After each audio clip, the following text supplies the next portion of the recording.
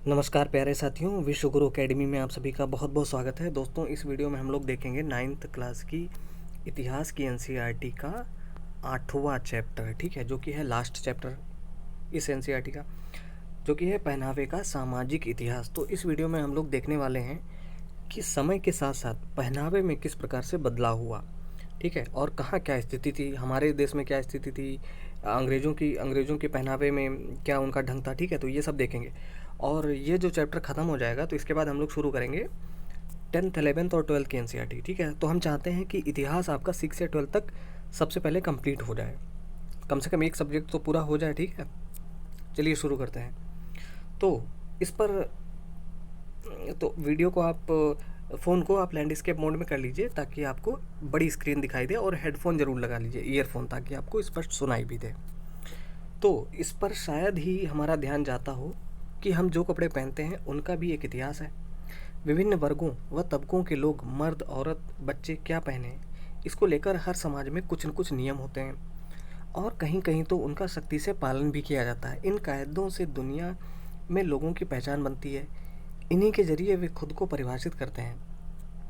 इन्हीं से सौम्यता और सुंदरता की, शर्म व मर्यादा की हमारी कसौटियाँ बनती हैं। वक्त बदलता है तो बदलते हैं ये विचार, और कपड़ों में आए परिवर्तनों में इन विचारों की झलक आसानी से देखी जा सकती है। यानी जैसे जैसे लोगों में कपड़े पहनने का ढंग बदलता जाता है तो वैसे वैसे पता चलता जाता है कि उनके विचारों में भी परिवर्तन हो रहा है। आपने देखा होगा, छोटे बच्चे हैं अलग तरीके का कपड़ा पहनते हैं, जैसे उनकी उम्र बड़ी हो जाती है तो कपड़े पहनने में के ढंग में परिवर्तन आ जाता है, ठीक है। तो आधुनिक दुनिया के उदय का इतिहास कपड़ों में हुए नाटकीय बदलाव का इतिहास भी है। इस अध्याय में हम आधुनिक काल यानी 19वीं व 20वीं सदी में हुए बदलावों के बारे में पढ़ेंगे। ये दोनों सदियां अहम क्यों हैं? अच्छा दोस्तों, मैं हमेशा बताता हूँ कि 19वीं सदी और 20वीं सदी की जब बात हो, अब जैसे 19वीं सदी की बात कही गई है तो 19वीं सदी का मतलब ये हुआ कि 1801 से लेकर 1900 के बीच की बात कही जा रही है, ठीक है। उसको कहा जाएगा 19वीं सदी। 20वीं सदी का मतलब हुआ कि 1901 से लेकर और सन 2000 तक को कहा जाएगा 20वीं सदी। और इस समय कौन सी सदी चल रही है? 21वीं सदी चल रही है, ठीक है। तो 21वीं सदी की शुरुआत कब हो गई? सन 2001 से हो गई, और अगला चली जाएगी 2100 तक, ठीक है। तो ये आप ज़रूर ध्यान रखें कि जब भी 19वीं सदी की बात की जाए तो इसका मतलब क्या है, 20वीं सदी की बात कही जा रही है तो इसका मतलब क्या है, ठीक है। ये ज़रूर आप समझें। ये दोनों सदियां अहम क्यों हैं? 18वीं सदी में जनवादी क्रांतियों और पूंजीवादी विकास के पहले यूरोप के ज़्यादातर लोग क्षेत्रीय वेशभूषा धारण करते थे, और उनके कपड़ों का रंग रूप उनके इलाके में उपलब्ध कपड़े की किस्म और कीमत से भी तय होता था। पहनावे की शैलियाँ भी स्थानीय समाज में लोगों की सामाजिक हैसियत से तय होती थी। इससे फ़र्क पड़ता था कि आप किस वर्ग के हैं, आप मर्द हैं या औरत। 18वीं सदी के बाद दुनिया के अधिकांश हिस्से यूरोप के उपनिवेश बना लिए गए। जनतांत्रिक आदर्शों का प्रसार हुआ और समाज औद्योगिक होने लगे। इन प्रक्रियाओं के फलस्वरूप लोगों की वेशभूषा व उसके मायने पूरी तरह बदल गए। अब लोग दूसरी संस्कृतियों या इलाकों में उपलब्ध सामग्री व शैली को अपना सकते थे, और दुनिया भर के लोग पश्चिमी परिधान में सजने लगे। अच्छा, दुनिया भर के लोग क्यों पश्चिमी परिधान में सजने लगे? क्योंकि अंग्रेज लोग ही तो गए थे दुनिया भर में, तो बस अपनी सभ्यता भी ले गए। आपने अध्याय 1 में देखा कि फ्रांसीसी क्रांति ने किस तरह सामाजिक व राजनीतिक जीवन में कई पहलुओं को बदल कर रख दिया था। क्रांति की आंधी में उस समय की परिधान संहिता, जो समच्योरी लॉ कहलाती थी, भी उड़ गई। आखिर ये कानून थे क्या? तो चलिए देखते हैं क्या थे। तो समच्योरी कानून और सामाजिक ऊंच नीच। मध्यकालीन यूरोप में समाज के विभिन्न तबकों पर परिधान संहिताएं लागू करने के लिए सचमुच के कानून बनाए जाते थे, और कानून में अक्सर बारीक चीज़ों पर भी ध्यान दिया जाता था। करीब 1294 से फ्रांसीसी क्रांति 1789 तक फ्रांस के लोगों से उम्मीद की जाती थी कि वे समच्योरी कानूनों का पालन करें। इन कानूनों का मकसद था समाज के निचले तबकों के व्यवहार का नियंत्रण, उन्हें खास खास कपड़े पहनने, खास व्यंजन खाने और खास तरह के पेय, मुख्यतः शराब पीने, और खास इलाकों में शिकार खेलने की मनाही थी। इन कानूनों का मकसद था, ठीक है। ये इस तरह मध्यकालीन फ्रांस में साल में कोई कितने कपड़े खरीद सकता है यह सिर्फ उनकी आमदनी पर निर्भर नहीं था, बल्कि उनके सामाजिक ओहदे से भी तय होता था। परिधान सामग्री भी कानून सम्मत होनी थी, सिर्फ शाही खानदान ही बेशकीमती कपड़े पहन सकता था। एरमाइन, फर, रेशम, मखमल या जरी की पोशाक सिर्फ राजा रजवाड़े ही पहन सकते थे। कुलीनों से जुड़े कपड़ों के जनसाधारण द्वारा इस्तेमाल पर पाबंदी थी, यानी जो उच्च वर्ग के लोग थे, जो राजा महाराजे लोग थे, सिर्फ वो ही बेशकीमती कपड़े पहन सकते थे।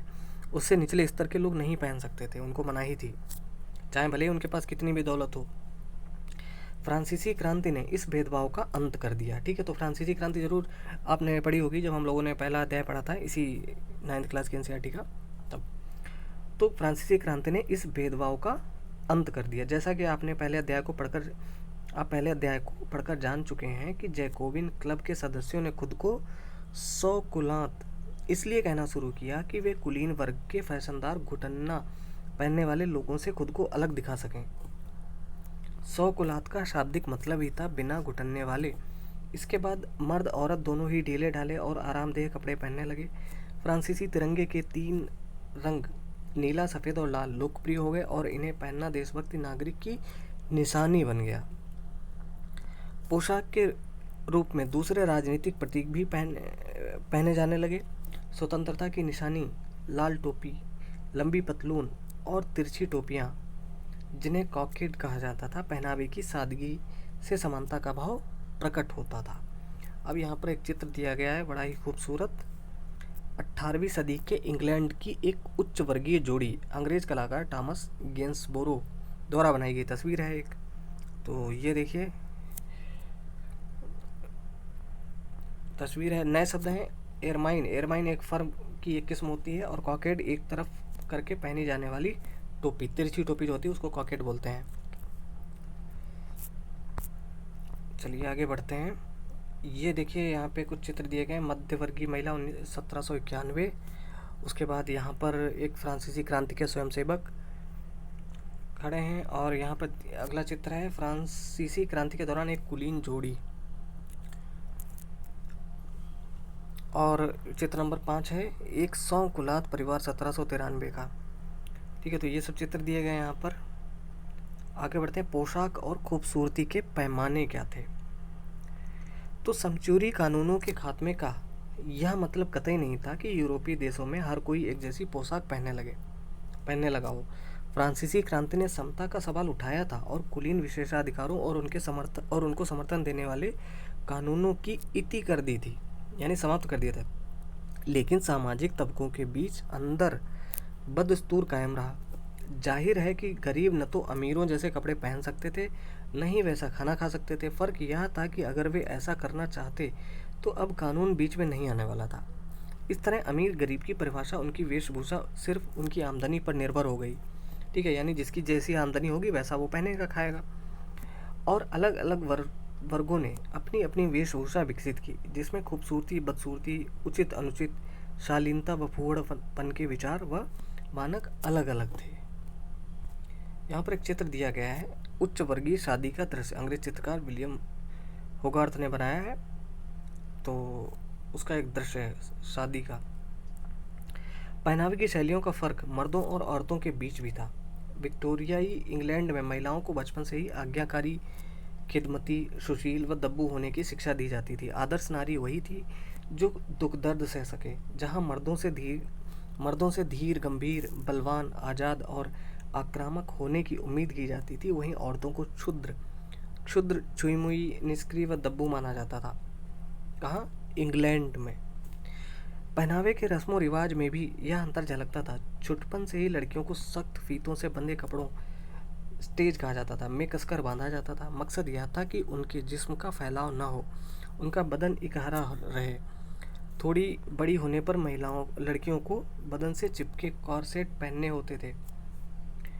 टाइट फीतों से कसी पतली कमर वाली महिलाओं को आकर्षक, शालीन व सौम्य समझा जाता था। इस तरह विक्टोरियाई महिलाओं की अबला दब्बू छवि बनाने में पोशाक ने अहम भूमिका निभाई। अब यहाँ पर एक चित्र दिया गया है, कुलीन घराने की बच्ची, ठीक है, ये चित्र दिया गया, चित्र नंबर 7। इसके बाद है महिलाओं ने इन तौर तरीकों को कैसे लिया। अच्छा, जो हम लोगों ने शब्द यहाँ पर देखे, जैसे स्टेज यानी शरीर सीधा रखने के लिए महिला पोशाक का हिस्सा होता था। कॉर्सेट होता था चुस्त व सख्त जनाना बॉडीज, इससे देह की आकृति बनती थी। और सफरेज आंदोलन क्या है, जो अभी हम पढ़ेंगे आगे चलकर, मताधिकार के लिए चलाया गया आंदोलन जिसको कहा जाता था सफरेज आंदोलन। सफरेज आंदोलनकारी महिलाओं को भी मताधिकार देने के समर्थक थे। तो देखते हैं महिलाओं ने इन तौर तरीकों को कैसे लिया। आदर्श नारी की इस परिभाषा को बहुत सारी महिलाएं मानती थीं। यह संस्कार उनके माहौल में, उस हवा में जहां वे सांस लेती, वह साहित्य जो वे पढ़ती और घर व स्कूल में जो शिक्षा उन्हें दी जाती थी सर्वव्याप्त था। यानी ये सब तो वहाँ फैला ही हुआ था। बचपन से ही उन्हें गुट्टी पिला दी जाती थी कि पतली कमर रखना उनका नारी सुलभ कर्तव्य है। सहनशीलता स्त्रीत्व का जरूरी गुण है। आकर्षक व स्त्रियोचित दिखने के लिए उनका कॉर्सेट पहनना आवश्यक था। इसके लिए शारीरिक कष्ट या यातना भोगना मामूली बात मानी जाती थी। लेकिन इन मूल्यों को सभी औरतों ने स्वीकार नहीं किया। 19वीं सदी के दौरान विचार भी बदले। इंग्लैंड में 1830 के दशक तक महिलाओं ने लोकतांत्रिक अधिकारों के लिए लड़ना शुरू किया। सफरेज आंदोलन के जोर पकड़ने पर पोशाक सुधार की मुहिम भी चल पड़ी। महिला पत्रिकाओं ने बताना शुरू कर दिया कि तंग लिबास व कॉर्सेट पहनने से युवतियों में कैसी कैसी बीमारियां और विरूपताएं आ जाती हैं। ऐसे पहनावे जिस्मानी विकास में बाधा पहुंचाते हैं। इससे रक्त प्रवाह भी अवरुद्ध होता है, मांसपेशियां अविकसित रह जाती हैं और रीढ़ भी झुक जाती है। डॉक्टरों ने बताया कि महिलाएं आमतौर पर कमजोरी की शिकायत लेकर आती हैं, बताती हैं कि शरीर निढाल रहता है, जब तक बेहोश हो जाया करती हैं। तो ये सब समस्याओं का सामना करना पड़ रहा था महिलाओं को। तो आगे चलते हैं दोस्तों। अमेरिका में भी पूर्वी तट के गोरे प्रवासी बाशिंदों के बीच ऐसा ही आंदोलन चला। पारंपरिक जनाना लिबास को कई कारणों से बुरा बताया गया। कहा गया कि लंबे स्कर्ट जैसे घाघरा लहंगा फर्श बुहारते चलते हैं, अपने साथ साथ कूड़ा बटोरते हुए चलते हैं, जो बीमारी का कारण है। फिर स्कर्ट इतने विशाल होते थे कि संभलते ही नहीं थे और चलने में परेशानी होने के कारण औरतों का काम करके जीविका कमाना मुहाल था। वस्त्र सुधार से महिलाओं की स्थिति में बदलाव आएगा, ऐसा कहा गया। कपड़े अगर आरामदेह हों तो औरतें काम धंधा कर सकती हैं, स्वतंत्र भी हो सकती हैं। राष्ट्रीय महिला मताधिकार सभा ने श्रीमती स्टैंटन के नेतृत्व में और लूसी स्टोन वाली महिला मताधिकार सभा ने 1870 के दशक में पोशाक सुधार के लिए मुहिम चलाई। उनका कहना था कि कपड़ों को सरल बनाओ, स्कर्ट छोटी करो और कॉर्सेट का त्याग करो। इस तरह अटलांटिक के दोनों तरफ आसानी से पहने जाने वाले कपड़ों की मुहिम चल पड़ी। अटलांटिक यानी अटलांटिक महासागर। तो विश्व मानचित्र जब आप देखोगे तो इधर उत्तरी अमेरिका, दक्षिणी अमेरिका, और इधर है एस आकार का अटलांटिक महासागर, और इधर है यूरोप आपका महाद्वीप है, और इधर अफ्रीका महाद्वीप है। ठीक है, तो इधर यूरोप में यानी ब्रिटेन वगैरह में ये सब चल रहा था और इधर अमेरिका में ये सब चल रहा था। यहाँ पर एक चित्र दिया गया है संयुक्त राज्य अमेरिका की एक महिला पोशाक सुधार के पहले। ठीक है, तो पहले इतने इस प्रकार के कपड़े पहने जाते थे जब तक पोशाक का सुधार नहीं हुआ था। तो सामाजिक मूल्यों में बदलाव लाने में सुधारक फैशन फौरन कामयाब नहीं हुए। उन्हें उपहास और रंज दोनों झेलना पड़ा। दकियानूस तबकों ने हर जगह परिवर्तन का विरोध किया। उनका प्रलाप यह होता था कि पारंपरिक शैली के परिधान छोड़ देने से महिलाओं की खूबसूरती तो जाती ही रही थी, उनका जनानापन और उनकी शालीनता भी गायब हो गई थी। इन लगातार हमलों से त्रस्त होकर कई महिला सुधारकों ने अपने कदम वापस घरों में खींच लिए और एक बार फिर पारंपरिक पोशाक पहनने लगी। फिर भी 19वीं सदी के अंत तक हवा का रुख बदल चुका था। कई तरह के दबावों में आकर सौंदर्य के विचार और पहनावे की शैलियों में बुनियादी बदलाव आए। नए वक्त के साथ नए मूल्य चलन में आए। तो देखते हैं क्या क्या है अब नया दौर। ये नए मूल्य क्या थे, इसका मतलब और बदलाव का दबाव कैसे बना। ब्रिटेन में नई सामग्री व नई प्रौद्योगिकी ने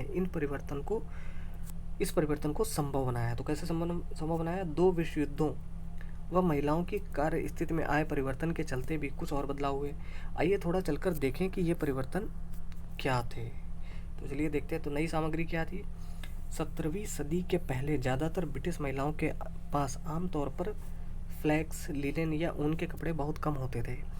इन्हें साफ करना भी मुश्किल होता था। सन 1600 के बाद भारत के साथ व्यापार के चलते सस्ती व रखरखाव में आसान भारतीय छींट कई यूरोपियों के घरों और अलमारियों का हिस्सा बन गई। फिर औद्योगिक क्रांति हुई, जिसके दौरान 19वीं सदी में ब्रिटेन ने सूती कपड़ों का थोक उत्पादन और भारत सहित कई देशों में निर्यात करना शुरू किया। यूरोप के बहुत बड़े तबके के लिए सूती वस्त्र अब आसानी से उपलब्ध हो गया। 20वीं सदी की शुरुआत तक कृत्रिम रेशों से बने कपड़े और ज़्यादा सस्ते व साफ कर पहनने में आसान हो गए। महिला पत्रिकाओं में तूफान खड़ा कर देने वाले भारी भरकम व उलझाऊ अंतर वस्त्रों को 1870 के दशक तक धीरे धीरे त्याग दिया गया। कपड़े अब हल्के, छोटे और पतले होने लगे, लेकिन फिर भी 1914 तक तो कपड़े एड़ी तक होते ही थे और यह लंबाई 13वीं सदी से बदस्तूर चली आ रही थी। लेकिन अगले साल 1915 में ही स्कर्ट का पायचा उठकर अचानक पिंडलियों तक सरक आया। यह सब एकाएक कैसे हुआ, तो जानते हैं। यहाँ पर देखिए चित्र बने हुए हैं। एक ये चित्र है और एक नीचे चित्र है। प्रथम विश्व युद्ध के दौरान ब्रितानी हथियार फैक्ट्री में काम करती महिलाएं। ठीक है, तो फर्स्ट वर्ल्ड वार जब हुआ था, कब हुआ था, 1914 से लेकर 1918 तक हुआ था। आगे हम पढ़ेंगे उसके बारे में, आगे की जो बुक्स पढ़ेंगे उनमें। तो महायुद्ध, महिला परिधान में कई बदलाव तो विश्व युद्धों के कारण हुए। यूरोप में ढेर सारी औरतों ने जेवर और बेशकीमती कपड़े पहनने छोड़ दिए। उच्च वर्ग की महिलाएं अन्य तबकों की नारियों से घुलने मिलने लगीं, जिनसे सामाजिक सीमाएं भी टूटी और महिलाएं एक सी दिखने लगीं। पहला विश्व युद्ध 1914 से 18 के दौरान कपड़ों के छोटे होने के निहायत व्यावहारिक कारण थे। ब्रिटेन में 1917 तक आते आते 70,000 औरतें हथियार की फैक्ट्रियों में काम कर रही थीं। कब? 1917 तक आते आते, यानी विश्व युद्ध चल ही रहा था, प्रथम विश्व युद्ध। वे ब्लाउज व पैंट की कामकाजी वर्दी पर ऊपर से स्कार्फ डाल देती थी। बाद में इस वर्दी ने ओवरऑल के साथ टोपी का रूप ले लिया। जंग के लंबा खींचने के साथ साथ चटक रंग गायब होने लगे, हल्के रंग पहने जाने लगे, यानी कपड़े सादे और सरल हो गए। स्कर्ट तो छोटे हुए ही, ट्राउज़र भी जल्दी ही पाश्चात्य महिला की पोशाक का अहम हिस्सा बन गया।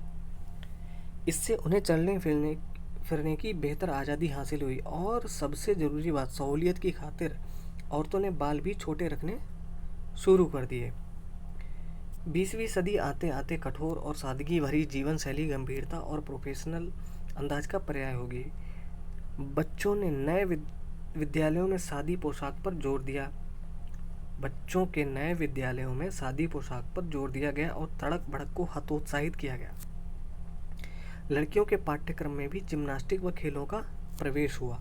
खेलने कूदने में उन्हें ऐसे कपड़ों की दरकार थी जिनसे उनकी गति में बाधा ना पड़े। उसी तरह काम हेतु बाहर जाने के लिए उन्हें आरामदेह और सुविधाजनक कपड़ों की ज़रूरत थी।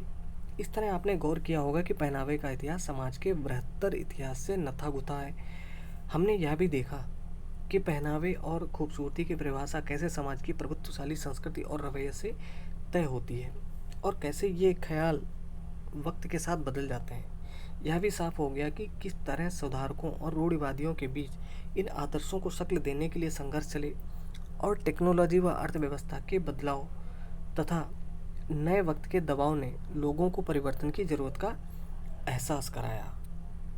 ठीक है, तो इस प्रकार से बदलाव हो रहे थे। अब देखते हैं औपनिवेशिक भारत में बदलाव, जो कि बहुत ज़रूरी है जानना। यानी औपनिवेशिक भारत में, यानी जब भारत जो है ब्रिटेन का उपनिवेश था, तब क्या बदलाव हुए।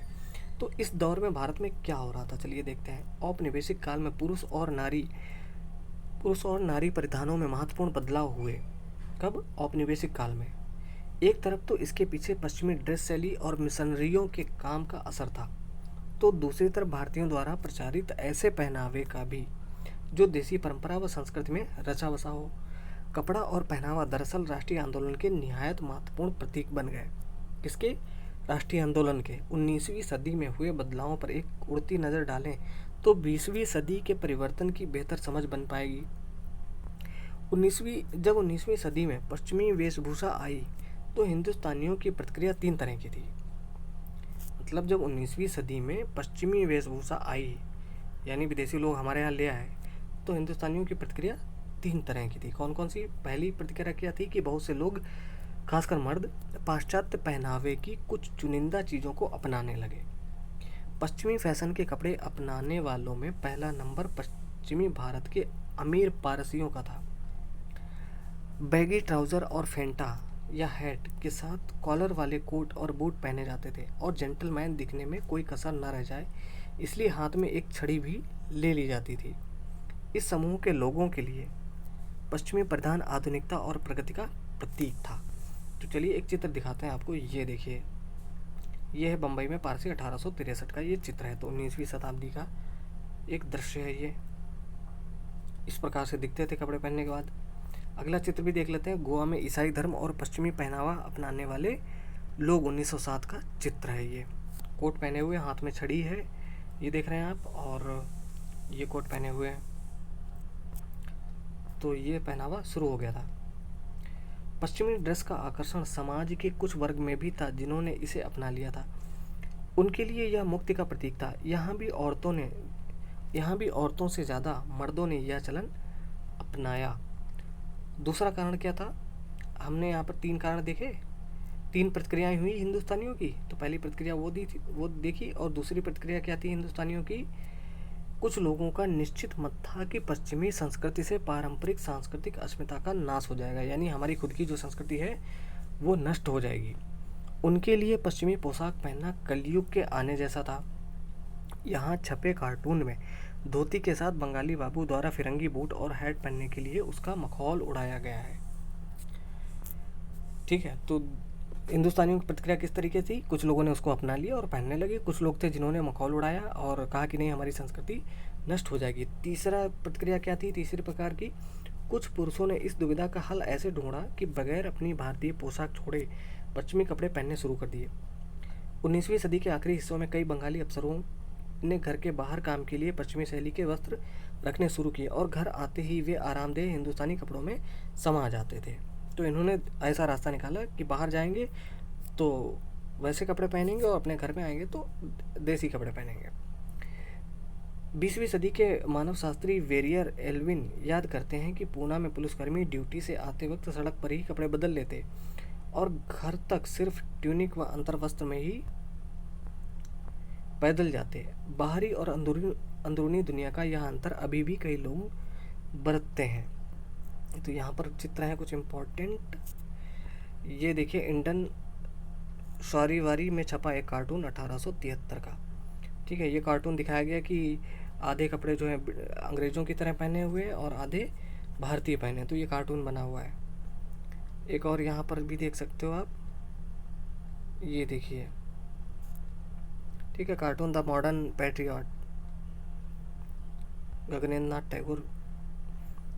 ओके, तो कुछ अन्य लोगों ने पश्चिमी और देसी पोशाक को एक साथ पहनकर इस उधेड़बन से राहत पाई। लेकिन हम देखेंगे कि वेशभूषा में बदलाव के इस इतिहास में काफ़ी उठापटक है। अब है जाति संघर्ष और पोशाक परिवर्तन।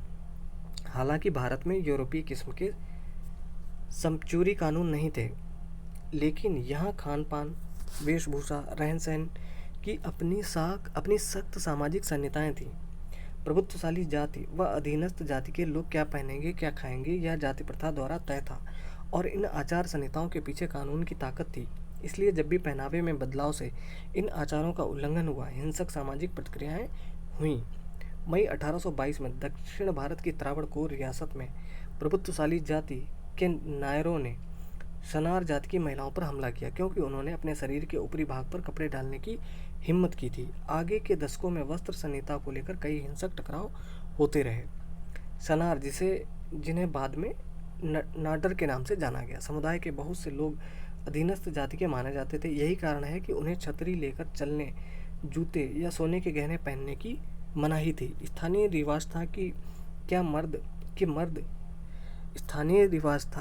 मर्द क्या औरत, प्रभुत्वशाली जाति के सामने ऊपरी शरीर कोई नहीं ढकेगा। तो ऐसी कुप्रथाएं थी। ईसाई मिशनरियों के प्रभाव में आकर धर्मांतरित सनार महिलाओं ने 1820 के दशक में सिली हुई ब्लाउजों और कपड़ों से प्रभुत्वशाली जाति वालों की तरह अपना तन ढकना शुरू कर दिया। अय्या बैकुंठर जैसे हिंदू सुधारकों ने भी पोशाक परिवर्तन की इस प्रक्रिया में महत्वपूर्ण भूमिका निभाई। जल्द ही नायर जाति के लोग हरकत में आ गए और उन्होंने सरेआम इन औरतों पर हमले करके उनके ऊपरी वस्त्र फाड़ने शुरू कर दिए। अदालत में भी पोशाक परिवर्तन की इस मुहिम के खिलाफ अर्जियां दी गईं। ऐसा इसलिए भी हुआ क्योंकि सनार इस समय प्रभुत्वशाली जाति की मुफ्त सेवा टहल करने से इनकार करने लगे थे। ओके, यहाँ पे कुछ दिया गया है कि 1921 की जनगणना के समय तक सनार समुदाय के सभी सदस्यों के लिए नाडर शब्द का प्रयोग होने लगा। तो शुरू में त्रावणकोर की सरकार ने 1829 में घोषणा करवाई कि सनार औरतें अपने शरीर के ऊपरी हिस्सों को ढकने से बचें, लेकिन इसके बावजूद सनार ईसाई, यहाँ तक कि सनार हिंदू महिलाओं ने अंगिया, ब्लाउज जैसे ऊपरी वस्त्रों को अंगीकार करना जारी रखा। त्रावणकोर में 1855 में दास प्रथा की समाप्ति से प्रभुत्वशाली जाति वाले और कुंठित हुए। उन्हें लगा कि उनका नियंत्रण टूट रहा है। अक्टूबर 1859 में जब एक दिन बाजार में सनार महिलाओं पर हमले हुए और उनके कपड़े उतारे गए तो दंगा भड़क गया। घर लूटे गए, गिरजाघरों को जलाया गया। आखिर में सरकार ने एक और घोषणा जारी की जिसके तहत सनार महिलाओं, चाहे हिंदू हों या ईसाई, को जैकेट आदि से ऊपरी शरीर को मर्जी मुताबिक ढकने की इजाज़त मिल गई, लेकिन ठीक वैसे नहीं जैसे ऊंची जाति की महिलाएं ढकती थीं। ब्रिटिश राज और पोशाक संहिताएं। भारतीय वेशभूषा पर अंग्रेजों की क्या प्रतिक्रिया हुई और हिंदुस्तानियों का अंग्रेज रवैयों के प्रति क्या रुख रहा। अलग अलग संस्कृतियों में किसी भी परिधान के अक्सर भिन्न भिन्न अर्थ लगाए जाते हैं। इससे कई मौक़ों पर गलतफहमी पैदा होती है, टकराव होते हैं। पहनावे में ब्रिटिश राज के दौरान आए बदलाव इसी टकराव का नतीजा थे। जरा पगड़ी और टोप को ही लें। जब शुरू में यूरोपीय व्यापारी भारत आने लगे तो उनकी पहचान हैट वालों की थी, जबकि हिंदुस्तानियों की पगड़ी की पगड़ वालों की। सिर पर धारण की जाने वाली ये दो चीज़ें न केवल देखने में भिन्न थीं बल्कि उनके मायने भी जुदा जुदा थे। भारत में पगड़ी धूप व गर्मी से तो बचाव करती ही थी, सम्मान का प्रतीक भी थी जिसे जब चाहे उतारा नहीं जा सकता था। पश्चिमी रिवाज तो यह था कि जिन्हें आदर देना हो सिर्फ उनके सामने हैट उतारा जाए। इस सांस्कृतिक भिन्नता से गलतफहमी पैदा हुई। ब्रिटिश अफसर जब हिंदुस्तानियों से मिलते और उन्हें पगड़ी उतारते न पाते तो अपमानित महसूस करते। दूसरी तरफ बहुतेरे हिंदुस्तानी अपनी क्षेत्रीय और राष्ट्रीय अस्मिता को जताने के लिए जानबूझकर पगड़ी पहनते। अब यहाँ पर चित्र दिया गया है। यूरोपीय मेहमान शाहजहां के दरबार में तोहफे लाते हुए। आगरा 1633 का चित्र है बादशाहनामा से। तस्वीर के निचले सिरे पर यूरोपियों की टोपियों को देखिए। गौर करें कि दरबारियों की पगड़ियों और इन मेहमानों की टोपियों में कितना फ़र्क है। तो देखिए भैया कितना फ़र्क है, बहुत फ़र्क है। ठीक है। अब अस्मिता यानी पहचान या आत्मबोध कह सकते हो आप। तो इसी तरह का टकराव जूतों को लेकर हुआ। 19वीं सदी की शुरुआत में रिवाज था कि फिरंगी अफसर भारतीय शिष्टाचार का पालन करते हुए देसी राजाओं व नवाबों के दरबार में जूते उतार कर जाएंगे। कुछ एक अंग्रेज अधिकारी भारतीय वेशभूषा भी धारण करते थे, लेकिन 1830 में सरकारी समारोहों पर उन्हें हिंदुस्तानी लिबास पहनकर जाने से मना कर दिया गया ताकि गोरे मालिकों की सांस्कृतिक नाक ऊंची बनी रहे। ये चित्र है सर एम विश्वेश्वरैया का, जाने माने इंजीनियर, टेक्नोक्रेट और 1912 से 1918 तक मैसूर रियासत के दीवान थे। वह पश्चिमी शैली के 3 पीस सूट के साथ पगड़ी पहनते थे। ठीक है, तो ये देखिए ये चित्र है एम विश्वेश्वरैया जी का। आगे बढ़ते हैं। लेकिन दूसरी तरफ हिंदुस्तानियों से उम्मीद की जाती थी कि वे भारतीय पोशाक संहिता का पालन करें और दफ्तर भारतीय परिधान में ही जाएं। सन 1824 से 28 के बीच गवर्नर जनरल एम हर्स्ट इस बात पर अड़ा रहा कि उसके सामने पेश होने वाले हिंदुस्तानी नंगे पांव आए, लेकिन इस जिद को कड़ाई से लागू नहीं किया गया। 19वीं सदी के मध्य तक जब लॉर्ड डलहौजी गवर्नर जनरल था, पादुका सम्मान की यह रस्म सख्त हो गई और अब भारतीयों को किसी भी सरकारी संस्था में दाखिल होते समय जूते निकाल देने पड़ते थे। हाँ, यूरोपीय पोशाक पहनने वालों को इससे छूट अवश्य मिली हुई थी। सरकारी सेवा में कार्यरत भारतीय इस नियम से त्रस्त महसूस करने लगे थे। पादुका सम्मान नियम के उल्लंघन की एक मशहूर घटना 1862 में सूरत की अदालत में घटी। सूरत की फौजदारी अदालत में असेसर यानी लगान आंकने वाले के ओहदे पर कार्यरत मनोज जी कोसाबजी एंटी ने सत्र न्यायाधीश की अदालत में जूते उतारने से इनकार कर दिया। जज जिद किए रहा कि श्रेष्ठ को आदर देने की हिंदुस्तानी परंपरा के मुताबिक उन्हें जूते उतारने ही होंगे, लेकिन मनोज जी भी अड़े रहे। तब अदालत में उनके प्रवेश पर पाबंदी लगा दी गई और उन्होंने विरोध जताते हुए बंबई के गवर्नर को पत्र लिखा। अंग्रेजों का कहना था कि चूंकि भारतीय किसी भी पवित्र स्थान या घर में घुसने से पहले जूते उतारते ही हैं, तो वे अदालत में भी वैसा ही क्यों ना करें। इस पर बहस चली। उसमें भारतीयों ने कहा कि पवित्र जगहों या घर की बात दूसरी है। पहली बात तो यह है कि बाहर में धूल और गंदगी होती है जो जूतों में लगकर अंदर साफ सुथरी जगहों तक चली जाएगी जहां लोग अक्सर जमीन पर ही बैठते लेटते हैं। दूसरी बात, चमड़े का जूता तो वैसे ही अशुद्ध होता है, लेकिन अदालत जैसी सार्वजनिक जगह आखिर घर तो है नहीं। ठीक है, तो ये तर्क दिया भारतीयों ने। इन सब के बावजूद अदालत में जूतों के प्रवेश की इजाज़त मिलने में बरसों लग गए। अब है राष्ट्रीय पोशाक का डिजाइन। 19वीं सदी के अंत तक भारत में चारों ओर राष्ट्रीय भावना हिलोरे मारने लगी और भारतवासी राष्ट्रीय एकता को व्यक्त करने वाले सांस्कृतिक प्रतीक गढ़ने में जुट गए। कलाकार राष्ट्रीय शैली की कला तलाश रहे थे, जबकि कवि राष्ट्रगान रच रहे थे। राष्ट्रीय झंडे के डिजाइन को लेकर भी बहस छिड़ी। राष्ट्रीय पोशाक की खोज राष्ट्र की पहचान को प्रतीकात्मक ढंग से परिभाषित करने की इसी प्रक्रिया का हिस्सा थी। हिंदुस्तान के कई भागों में ऊंची जाति व वर्ग के स्त्री पुरुषों ने पोशाक को लेकर सचेत प्रयोग किए। बंगाल के टैगोर खानदान ने 1870 के दशक से ही हिंदुस्तानी मर्दों और औरतों के लिए राष्ट्रीय पोशाक डिजाइन करने की कोशिश की। रविन्द्रनाथ टैगोर की राय थी कि भारतीय राष्ट्रीय पोशाक में हिंदुस्तानी और फिरंगी परिधान का नहीं बल्कि हिंदू और मुसलमानी पोशाक का मेल होना चाहिए।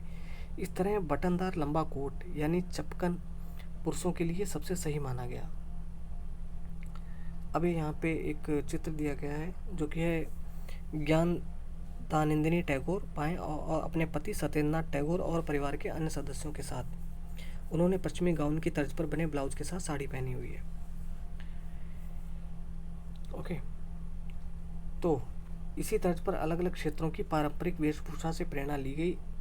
ICS के पहले भारतीय सदस्य, ICS यानी ICS इंडियन सिविल सर्विसेज, जो आज IAS है, पहले इसे किस नाम से जाना जाता था? इंडियन सिविल सर्विसेज के नाम से।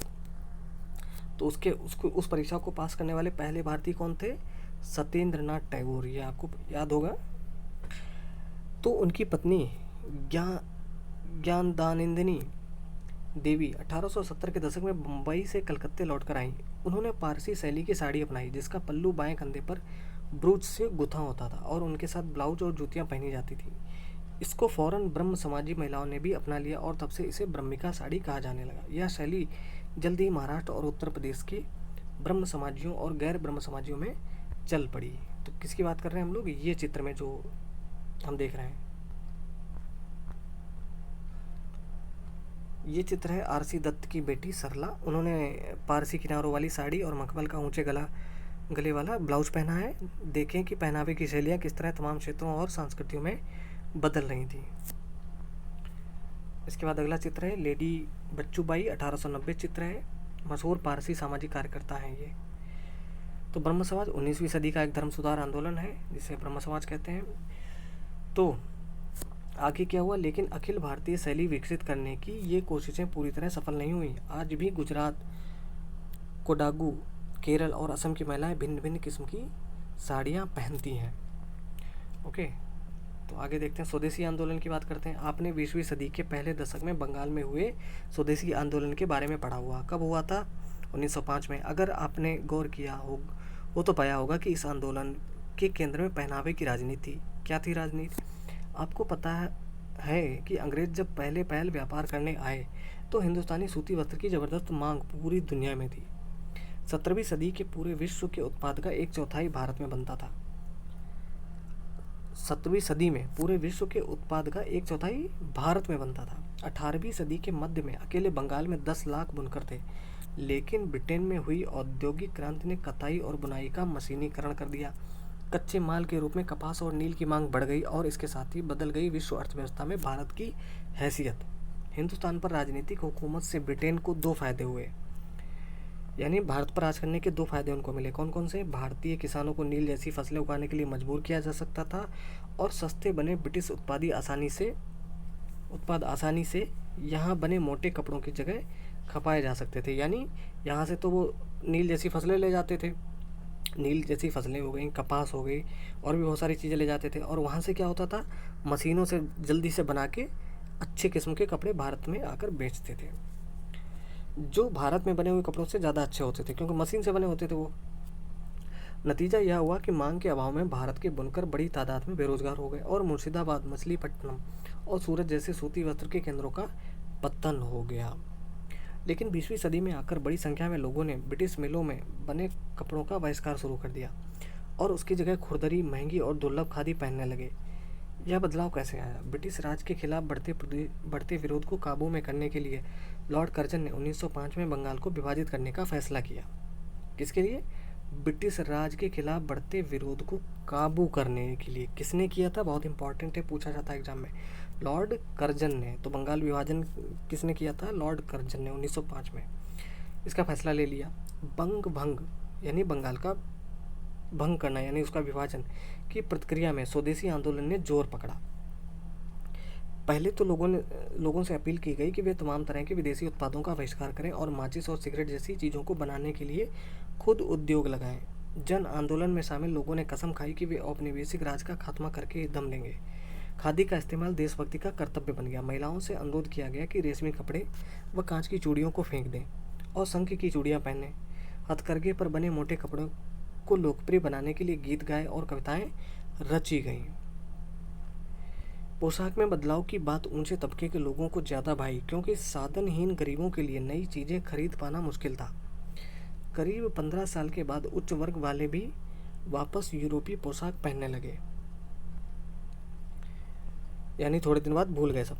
हालांकि उस समय बहुत सारे लोग राष्ट्रहित में एक साथ आ जुटे थे, लेकिन बाजारों में अटी पड़ी सस्ती ब्रिटिश वस्तुओं को चुनौती देना लगभग असंभव था।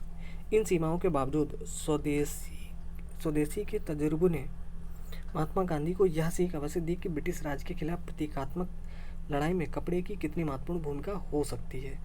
अब ये देखिए राष्ट्रपिता महात्मा गांधी जी का एक बहुत ही अच्छा चित्र है। महात्मा गांधी की चिर परिचित तस्वीर खुले बदन चरखा काटते हुए, यह एक चित्र। तो महात्मा गांधी के पोशाक प्रयोग। महात्मा गांधी की सर्वपरिचित छवि वह है जिसमें वे खुले बदन छोटी धोती पहने चरखा कात रहे हैं। चरखा कातने और खादी के दैनिक इस्तेमाल को उन्होंने महाप्रतीकों में बदल दिया। आत्मनिर्भरता के इन प्रतीकों में ब्रिटिश मिलों में बने कपड़ों का विरोध भी प्रतिबिंबित था, यानी हम अपने कपड़े खुद बना के पहनेंगे। ये देखिए गांधी जी का चित्र है। महात्मा गांधी 7 साल के अपनी सबसे पुरानी तस्वीर में। ठीक है, तो ये गांधी जी की सबसे पुरानी तस्वीर है, बहुत ध्यान से देखिए।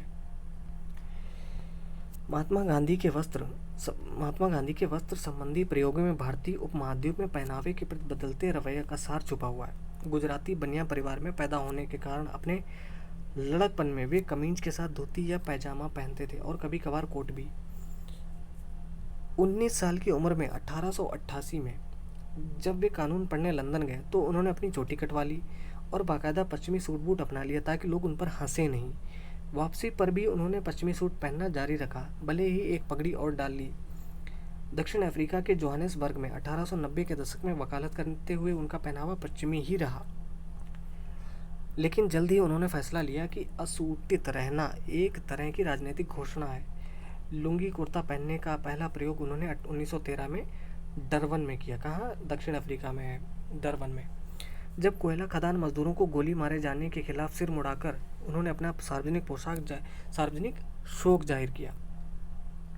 भारत वापसी पर 1915 में वह काठियावाड़ी किसान की वेशभूषा में रहने लगे। 1921 में जाकर उन्होंने एक छोटी धोती धारण की जिसे वे आजीवन पहनते रहे।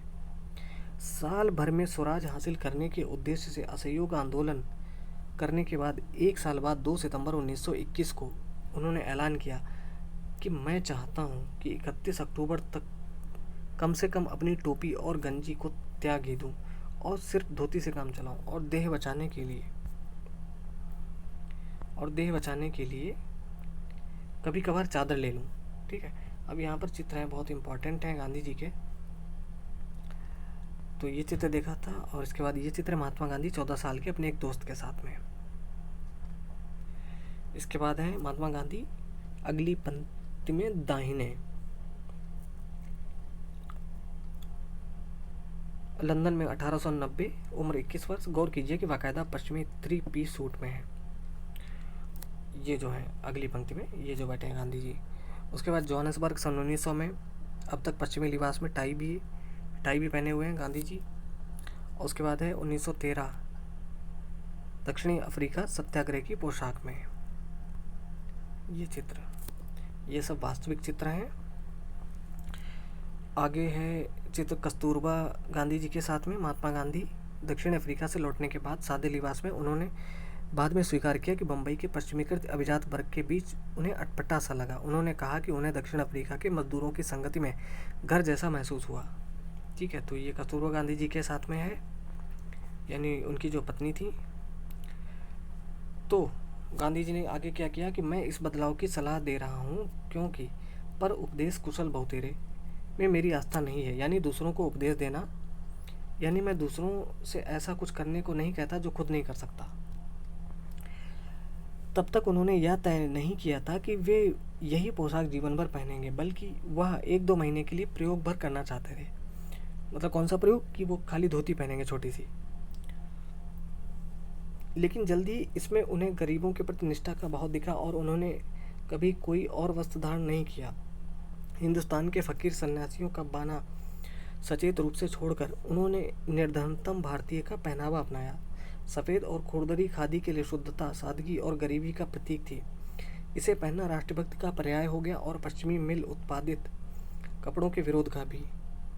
जब 1931 में गोलमेज सम्मेलन के लिए गांधी जी इंग्लैंड गए, बहुत इंपॉर्टेंट है, ध्यान से देखिए। जब 1931 में गोलमेज सम्मेलन के लिए गांधी जी इंग्लैंड गए तो बिना कमीज के वही छोटी धोती पहने हुए। जब बकिंगम पैलेस जाने की बारी आई तो उन्होंने समझौता करने से इनकार कर दिया और सम्राट जॉर्ज पंचम के सामने भी धोती में ही पधारे। जब पत्रकारों ने उनसे कहा कि सम्राट के हुजूर में जाने के लिए उन्होंने पर्याप्त कपड़े नहीं पहन रखे हैं, तो उन्होंने मजाक में जवाब दिया कि सम्राट ने हम दोनों के हिस्से के कपड़े पहन तो रखे हैं, यानी हमारे कपड़े तो सम्राट ने पहन लिए। खादी पहनना सबके बूते में नहीं था। महात्मा गांधी का सपना था कि पूरा राष्ट्र खादी पहने। उन्हें लगता था कि खादी से जाति धर्म आदि के भेद मिट जाएंगे, लेकिन उनके नक्शे कदम पर चलना क्या सबके लिए आसान था? क्या इस तरह की एकता मुमकिन थी? बहुत सारे लोग उनके जैसा इकहरा किसानी वस्त्र नहीं अपना सकते थे, सब चाहते भी नहीं थे। आइए देखें कि गांधी जी के आह्वान पर कैसी प्रतिक्रिया आई। इलाहाबाद के सफल वकील और राष्ट्रवादी मोतीलाल नेहरू ने अपना बेशकीमती पश्चिमी सूट त्याग दिया और हिंदुस्तानी धोती कुर्ता अपना लिया, लेकिन उनकी पोशाक मोटे खुरदरे कपड़े की न होकर बारीक कपड़ों से बनी होती थी। तो एक तो ये असर पड़ा। अगला है जाति प्रथा के चलते सदियों से वंचित तबकों का पश्चिमी शैली के कपड़ों के प्रति सहज आकर्षण था। इसलिए बाबा साहब अम्बेडकर जैसे राष्ट्रभक्तों ने पाश्चात्य शैली का सूट कभी नहीं छोड़ा। कई सारे दलित 1910 के दशक में सार्वजनिक मौक़ों पर जूते मोजे और 3-piece सूट पहनने लगे, जो कि उनकी तरफ से आत्मसम्मान का राजनीतिक वक्तव्य था। एक महिला ने 1928 में महात्मा गांधी को महाराष्ट्र से लिखा, 1 साल पहले मैंने आपको हर किसी के खादी पहनने की गंभीर ज़रूरत पर बोलते सुना और हमने खादी अपनाने की ठानी, लेकिन हम गरीब गुरबा हैं। हमारे पति कहते हैं कि खादी महंगी है। मैं मराठी होने के नाते 9 गज की साड़ी पहनती हूँ और बड़े बुजुर्ग उसे घटाकर 6 गज करने की बात पर राजी नहीं होंगे। सरोजिनी नायडू और कमला नेहरू जैसी महिलाएं भी सफ़ेद हाथ से बुने मोटे कपड़ों की जगह रंगीन व डिजाइनदार साड़ियाँ पहनती थीं।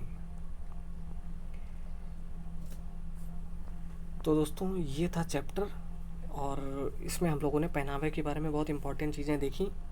और तो कैसा लगा आपको ये चैप्टर, हमें ज़रूर बताइए। और नीचे भी यहाँ पे गांधी टोपी के बारे में आप पढ़ सकते हो, वीडियो पॉज करके यहाँ पे दिया गया है। और ये चित्र दिए गए हैं, महात्मा गांधी पगड़ी में जड़ाऊ कश्मीरी टोपी पहने हुए गांधी जी, इसके बाद है एक यहाँ पर गांधी टोपी लगाए हुए सिर मुड़ाने के बाद, और 1931 की यूरोप यात्रा पर जब गोल में सम्मेलन के लिए गए थे, अब तक उनके कपड़े पश्चिमी सांस्कृतिक वर्चस्व के विरोध की अभिव्यक्ति बन गए थे। देखिए सारे लोग, अंग्रेज लोग अपनी वेशभूषा में हैं और गांधी जी अपनी वेशभूषा में हैं। ओके, तो दोस्तों ये कैसा रहा चैप्टर हमें ज़रूर बताइए, और इसके बाद हम लोग शुरू करेंगे 10th क्लास की NCERT।